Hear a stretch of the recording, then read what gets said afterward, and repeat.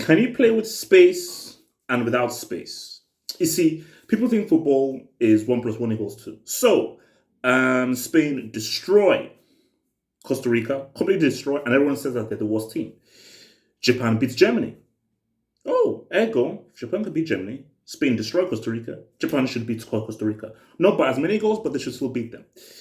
Football doesn't work like that. Football is about matchups, you know, and it's more complicated, but you can almost try to break it down into can you play with space? Are you on the counter? And can you play against a deep block where you're not giving space and you now have to break down a team? And you can see from Spain, because they have extremely good passers and very creative passes and great movement, they can break down a team that sits in deep. So if you sit in deep and you don't have a counterpart against Spain, they will eventually beat you and they will find a way. You have to be able to counter Spain. But for a Japan, just sure they don't have the passing and moving and creative ability that Spain have. And for Costa Rica, they just need to, okay, look, we are keeping them at bay here. They're not really opening us. They've had a few chances, but they're not really opening us up as much as Spain did. When we get our opportunity, we'll break.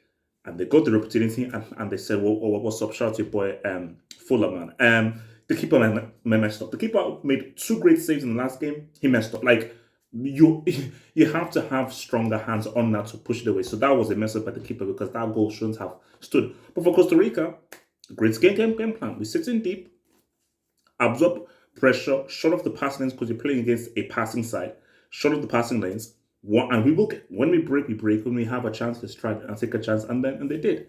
I think for Japan, I don't understand why Mitoma or Minamino don't start because I feel that the creativity of Minamino, I mean, that guy eats or looks good, but the creativity of Minamino and the ability of Mitoma was needed. I think Asano, again, I don't know, because I think he then came on, but he should have started. Starts on the front foot, so I don't know why these guys were on the bench.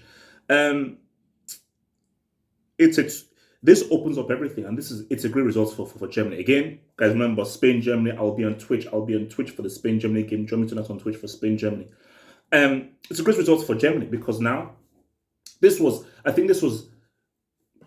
the best post result for Germany because if this was a draw, makes it difficult. Now that Costa Rica win, Germany can even draw, and then they can just beat Costa Rica and hope that Spain then beat Japan, and then they can be thrown on 4 points. So now, here's the thing: Germany can even lose because if Germany lose, Germany just have to beat Costa Rica, try and beat them by a lot of goals, and hope that Spain take care of Japan and just see where the goal differences lie.